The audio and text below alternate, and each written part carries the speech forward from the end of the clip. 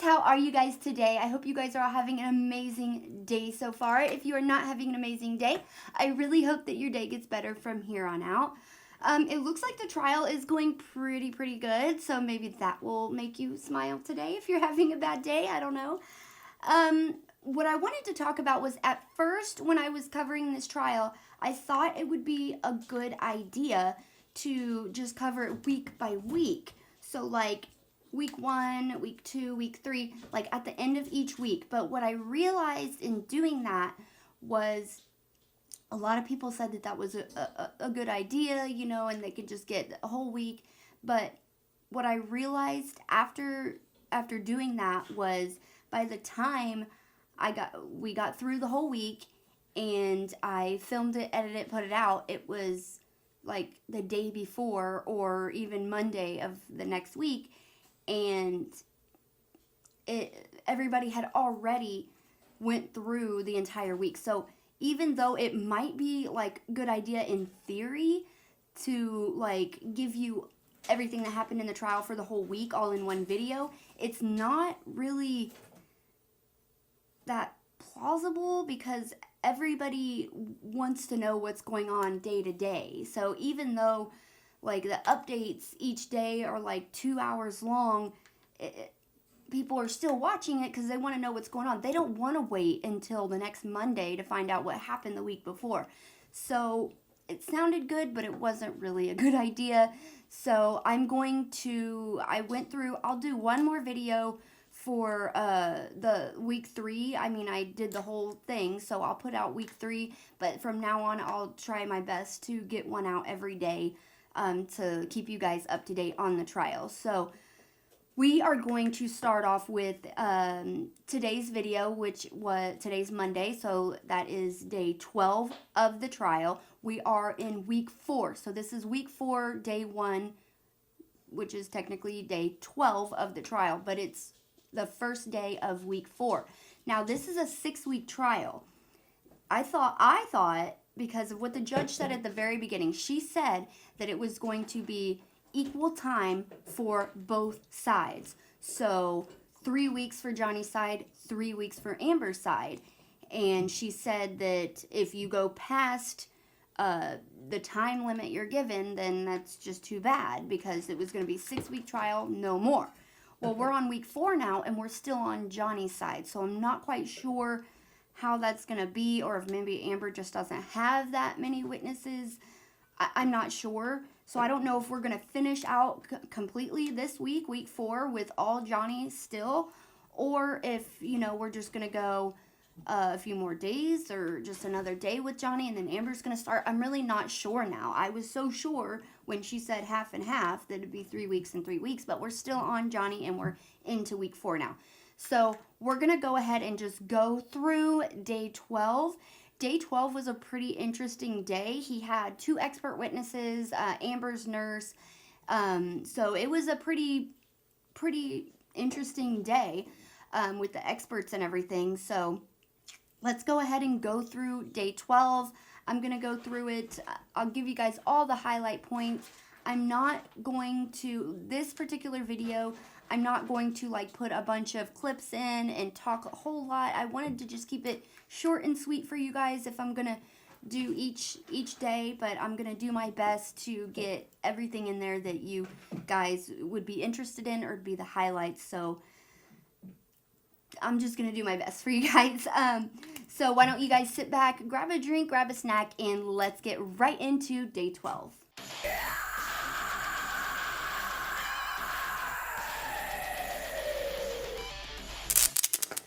Okay, guys. God, every time somebody just walks by my house having a nice walk, my dog acts like the apocalypse is coming. It's insane. She gives me like a heart attack every time. But okay, guys, so day 12. The first witness of day 12 was Mr. Travis Edward McGivern. Now, he is a security professional, and he has worked with Johnny for quite a while now. He is a bodyguard for Johnny, one of his bodyguards. He spoke a lot about his experience with Johnny and Amber. He said there was several times he had to get in the middle of their fights, stand in the middle of them, and, separate them. There were several times he had to remove Johnny from the situation. He said that almost every single time he would try to remove Johnny from the situation, Amber would physically try to stop him. She would grab him, hold on to him, or pull his arm, or just stand in front of him, or like stop the elevator, not let the elevator doors close, and like just get in his way, not let him leave. And that is what Johnny's been saying this entire trial. Is he tries to leave, she won't let him leave. She'll physically stop him from leaving. She'll hold on to his arm. She'll stop the elevator. She'll stand in front of the car. And this man has also seen those things quite a lot. He also said that he would hear a lot of screaming, cussing, name calling, and it was usually directed at Johnny. Amber would always scream, cuss, insult Johnny, call him names, washed up, old fat man, things like that. And a big word I remember, in one of the cross-examinations back in week 1 or 2, Amber's lawyers were making a huge deal about Johnny saying flabby ass. I remember that in my week 1 coverage. He sent a text message to the nurse, I think, and he said, we'll have something about Amber's flabby ass. And they made like this huge deal. How dare he say flabby ass?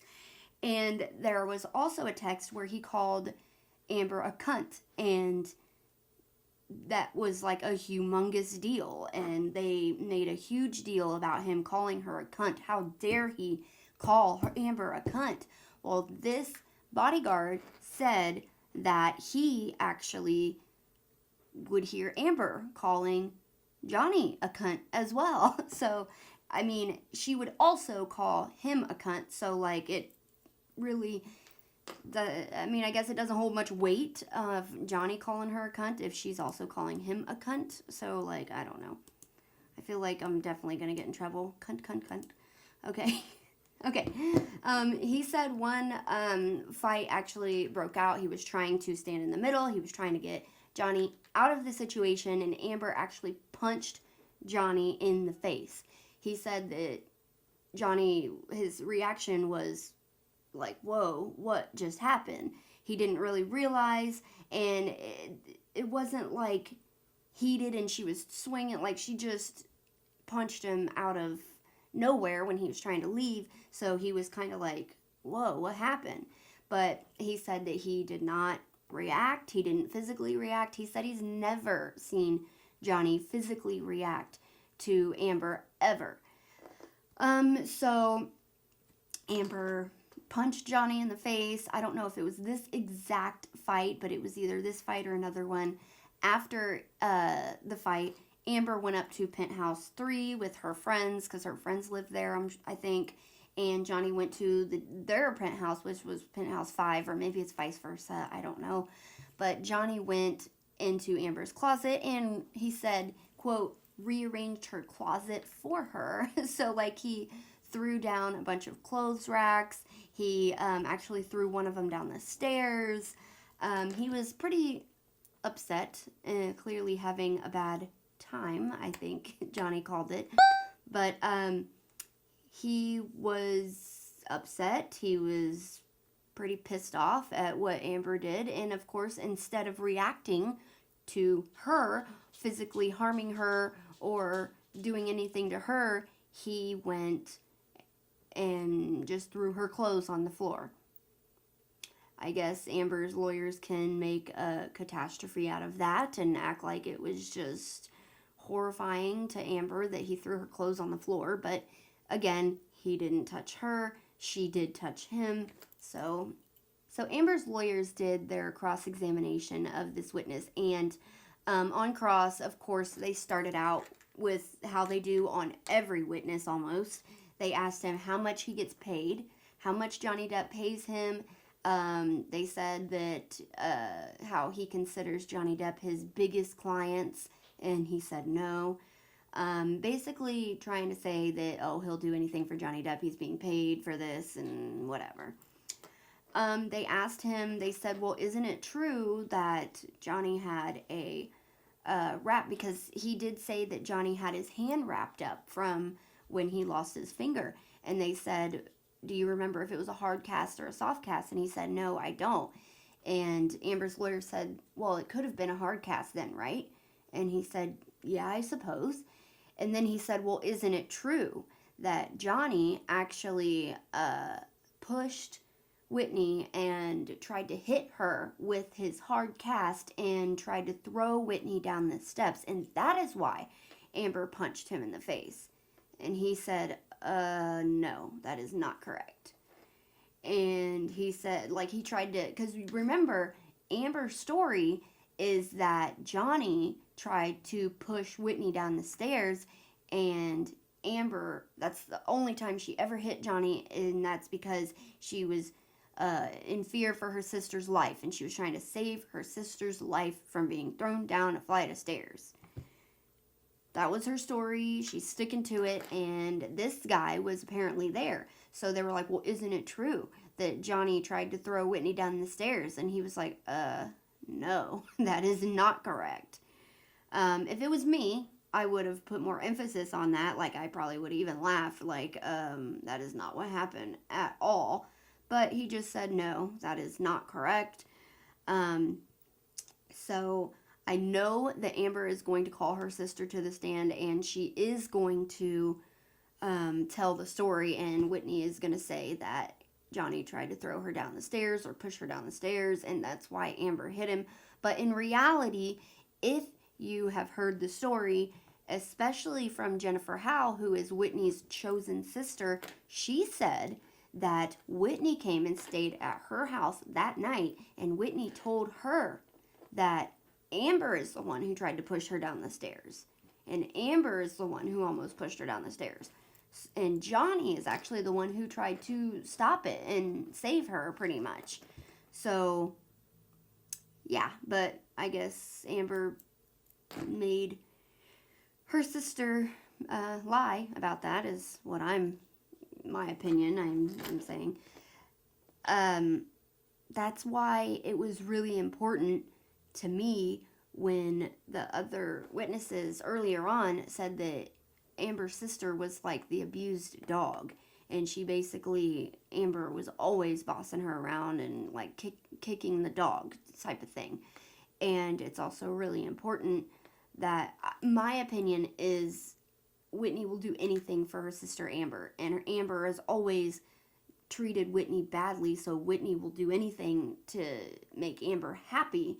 So lying in court isn't that big of a deal if you're trying to make your famous sister like you. I mean, that's my opinion, but I don't know. We'll see what she says when she testifies, but I'm pretty sure she's going to lie about that. That is pretty much everything for that witness. They then called the second witness, who is Jack Whigham, and he is a manager representative for artists. He basically is the middleman for contracts, pretty much. He negotiates contracts for artists. He negotiates the contracts and all the clauses and stuff in the contracts for artists. He works a lot with actors, actresses, writers, directors, producers, things like that. He negotiates and gets the best deal for the artists. That is his job. He said that he only gets paid in commission, so if he gets an amazing deal for an actor, he gets a small commission.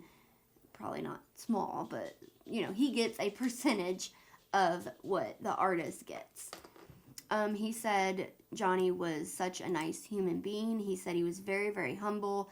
He said he always asked how he was doing and how his wife and his kids were, and he was always very sweet like that. He said that he was Johnny's agent, and he described basically how Amber's op-ed ruined Johnny's career. He described how Johnny had plans for 2018. It was going to be a really busy year. He described how he did negotiate contracts for Pirates 6 for Johnny. He already negotiated these contracts for Johnny for Pirates 6, and he was going to get $22.5 million for Pirates 6. there was not a contract on paper, but he said he did already talk to the Disney guy, and they were going to put him in Pirates 6, because basically Pirates is only Pirates because of Johnny Depp. Johnny Depp is Pirates. So it wasn't really that big of a if he was going to be in Pirates 6 or not. He said that he definitely was going to be in Pirates 6. He negotiated it. He was going to get $22.5 million for it, and until Amber's op-ed came out. And then they changed their mind, and they didn't want him in Pirates 6. So he then said that, yes, Johnny was late to set sometimes, but it was never like a problem. He said that everyone knows Johnny Depp. Johnny is Johnny. Everybody knows that when you hire Johnny Depp, he's going to be late. And that's just something that you get as part of Johnny Depp. But it's never been an issue on the sets before. So on Cross, Amber's lawyers, of course, asked him how much he made and how much he was making working for Johnny. They tried to badger him into saying that there was never a plan to put Johnny in Pirates 6, but he stuck to his word and said that there was. He said there wasn't a contract per se, like on paper, but they did negotiate and speak about Pirates 6 and having Johnny in Pirates 6. So there wasn't a contract yet, but he was going to be in Pirates 6. And Amber's lawyers were trying to say, no, there was no contract, there was nothing. Basically, he's making this up. And he stuck to his word and said he was not making this up. He did discuss a contract for Pirates 6, and that's that. So, I mean, that's pretty much all that they spoke about with him, and which will bring us to the third witness. And this witness is Richard Edward Marks. And he is a lawyer. He has been for almost 50 years.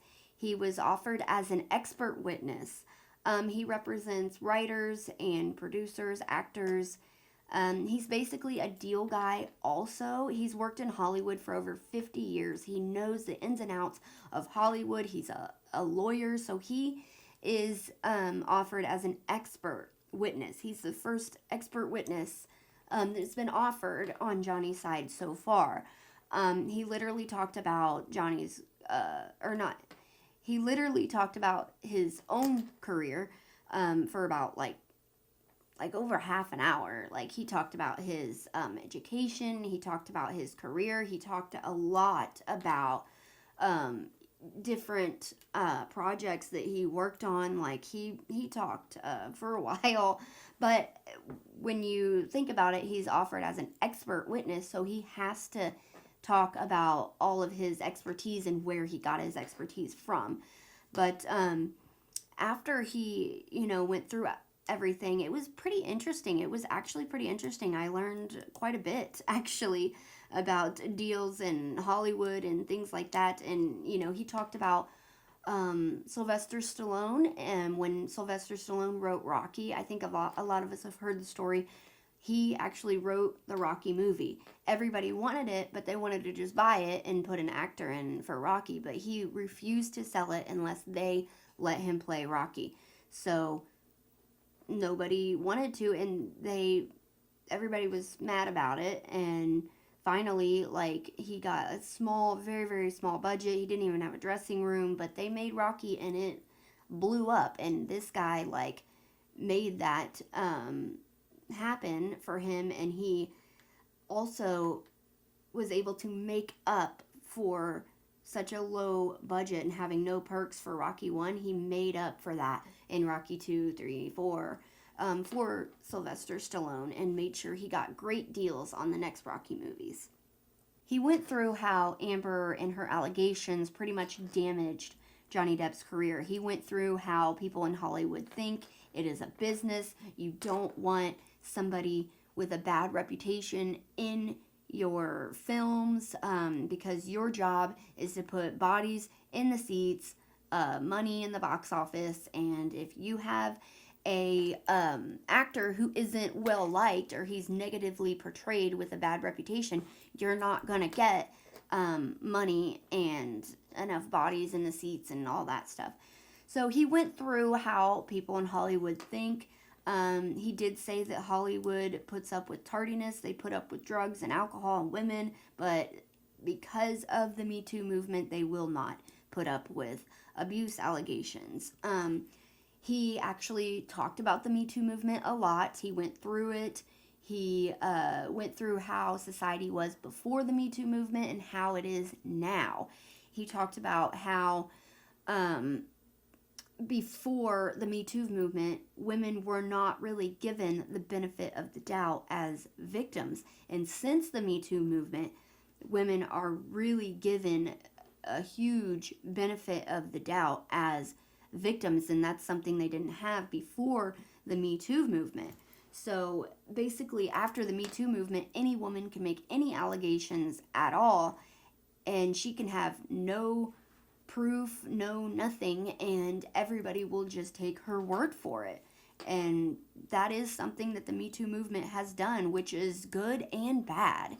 In my opinion, there's a lot of bad that has come with the Me Too movement as well, because there's been a few women who has reported false allegations, and they're just taken on their word because of this movement. So, and it's ruined some men's lives because of it when nothing bad happened. So, but on the other hand, if there is a woman who was abused or sexually assaulted by someone, and they didn't have any proof, but they were telling the truth, then that would be a good thing to take her on her word. But not everybody is a good person. Like, unfortunately, not everybody is a good person. And there are women like Amber Heard out there who will report false allegations for their own benefit. I mean, it's sad, but it's true. So he went through the Me Too movement, how it's changed Hollywood. And he said no one in Hollywood wants to be a person who employs an abuser. Now, apparently, men can be the only abusers in Hollywood. Because if a woman is an abuser, Hollywood has no problem employing her, right? So, I mean, he was very, very knowledgeable and pretty smart. He was pretty cool to listen to. The cross. Amber's lawyers first started with, I'm sure you can guess by now, how much money he is making. They asked why he's almost charging Johnny Depp $1,000 an hour. He's charging like $9.28 an hour or something like that.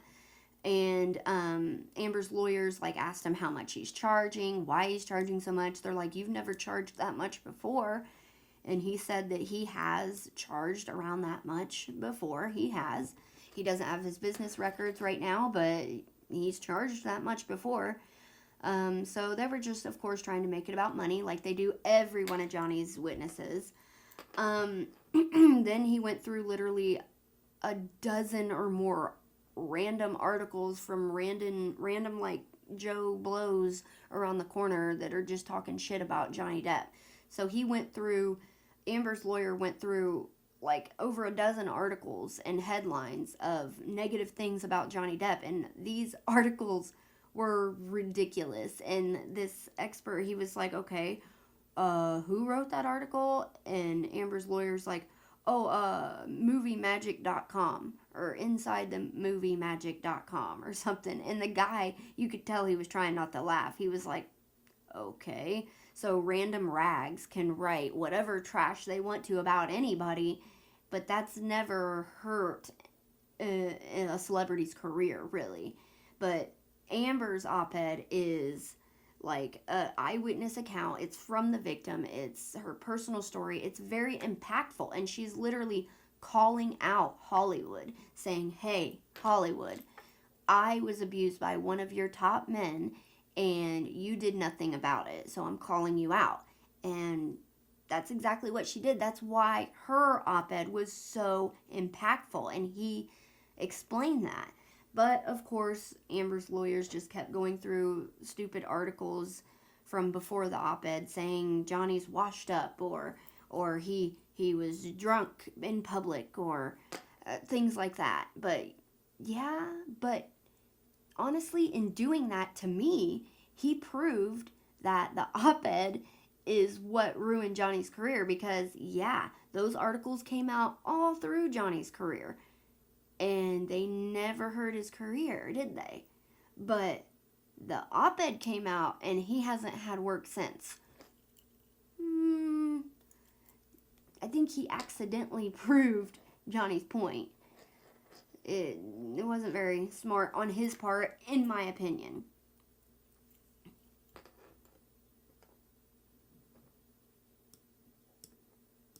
He then described how Hollywood very much takes into account the reputation of the artist. And basically, Johnny's reputation was crushed by Amber Heard and her abuse allegations, and especially by her op-ed calling out Hollywood in particular. So, yeah, that was very impactful, I thought. And there wasn't much that Amber's team could do about this. They tried, but the cross was pretty crappy to me. It sucked, kind of. The fourth witness of today was Douglas Bonia. Now, Mr. Bonia is an intellectual property and damages and evaluation expert. His specialty is using the internet and social media analysis when he is quantifying value or calculating damages or analyzing social media or internet events. Blech.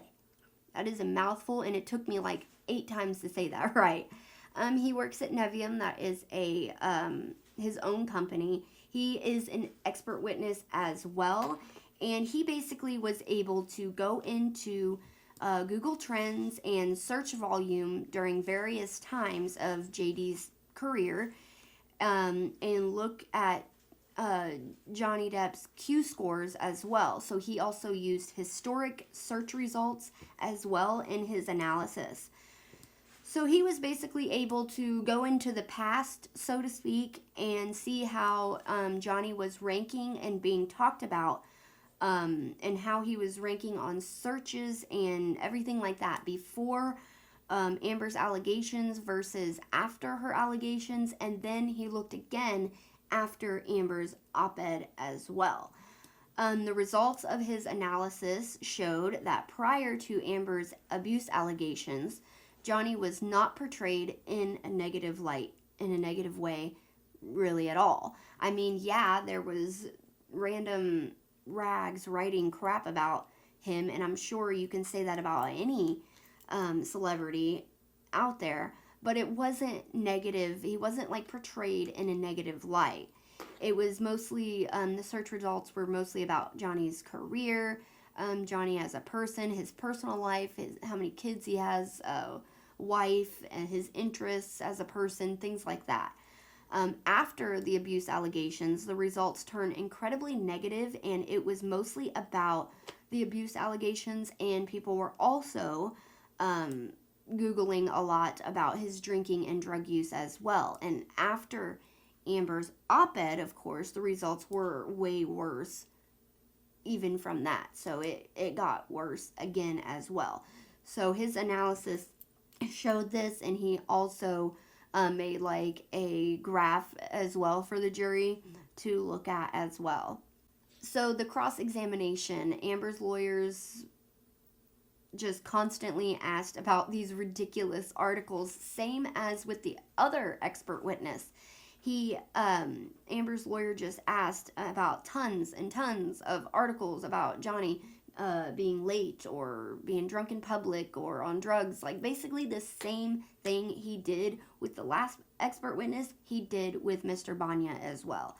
But what I'm saying, like what I kept saying to myself, and it was driving me nuts that nobody pointed this out, but I bet you can pick any celebrity ever, and I could go in and find at least a couple negative articles about them that some Joe Blow out there wrote at one point or another. So that doesn't mean that their career is ruined. there are tabloids and rag magazines out there who write negative stuff about every single celebrity out there. It doesn't matter. Look what they did to Britney Spears. They were always writing negative stuff about her, but her career was booming constantly. So, I mean, it doesn't matter. That's not the point. But, and he was just asking about all these articles over and over, and I think that Mr. Bonia said at least a dozen times, I think it was like 8 or 10 times, he said, quote, I don't have these articles in front of me. If you would like to pull these articles up, I'll be glad to read them and we can discuss them. But I don't have them in front of me. You have to pull them up. And he asked him over and over, you have to pull these articles up. If you want to talk about these articles, I'll be happy to, but you have to pull them up for me to read. And every time he said that, Amber's lawyer just went to the next headline, He just kept saying over and over, again, if you want to talk about these articles, I'll be happy to, but you have to pull them up and let me read them. And, of course, they never did. So, it was ridiculous. It really wasn't that great for Amber. Her lawyers didn't do a very good job. There was really no, I'm sorry, they didn't really do that great.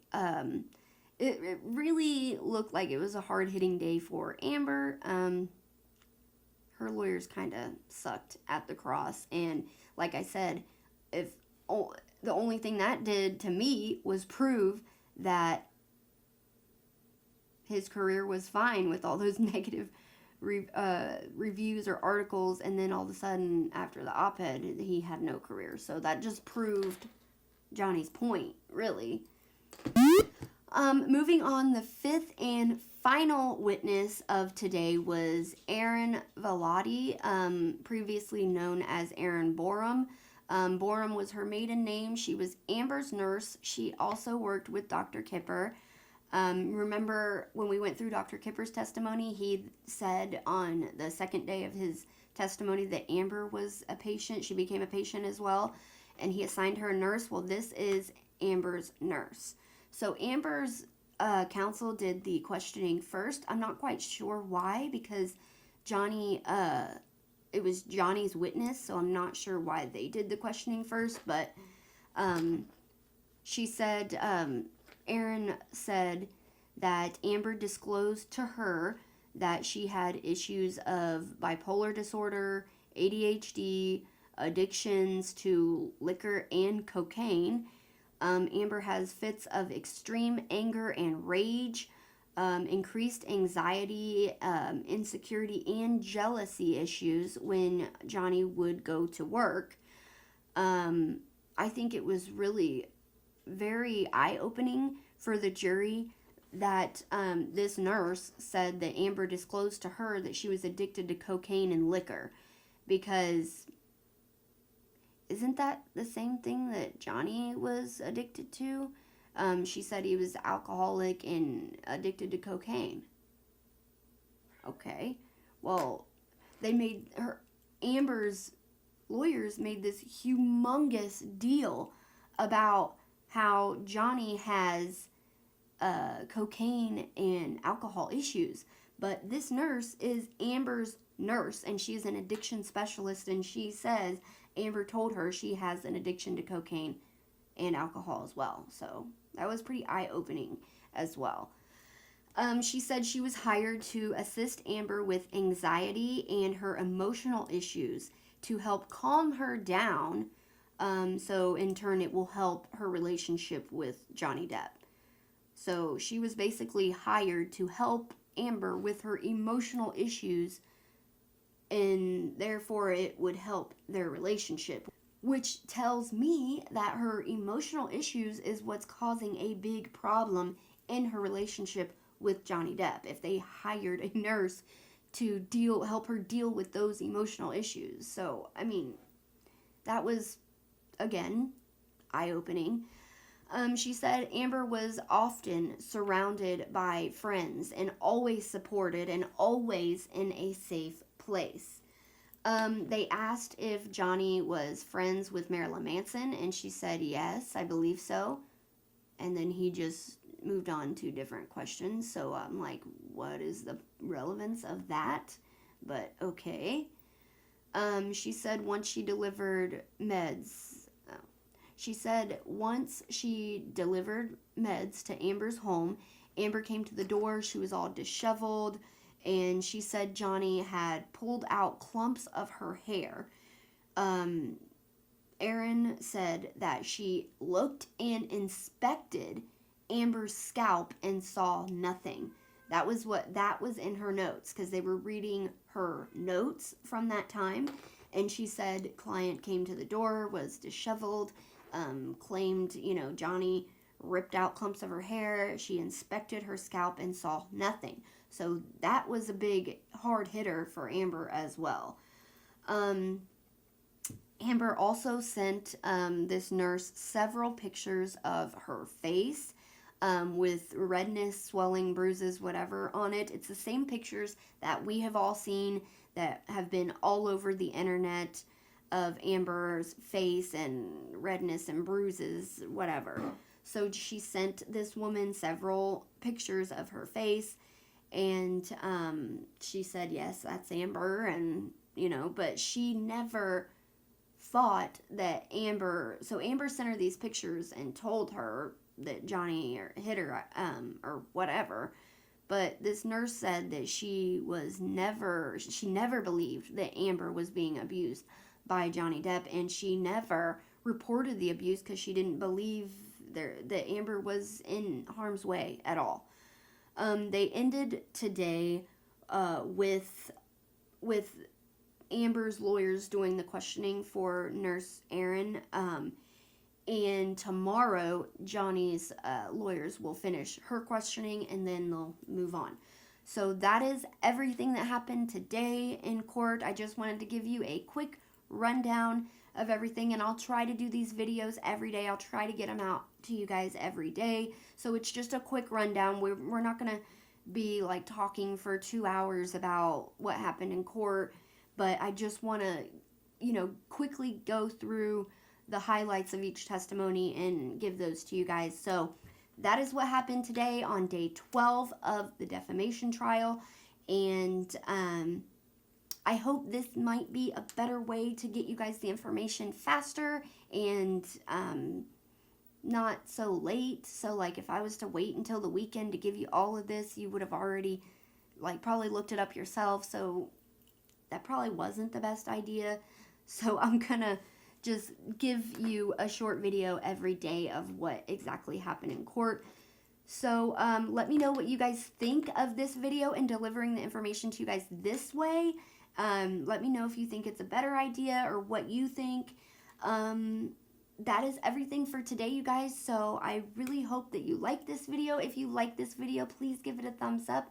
I really appreciate it, and it helps so much. If you like videos like this, please subscribe to my channel. Please consider subscribing. I would love to have you guys as part of the family, and I will try to get these videos out to you guys every day, and I'll try to get them out a little faster, so hopefully I'll be able to get them out before the next day, but I'll do my best to do it as fast as I can. But thank you guys so much for watching, and I will see you guys in the next video. And remember, guys, in a world where you can be anything, please be kind to each other. Love you guys. Bye.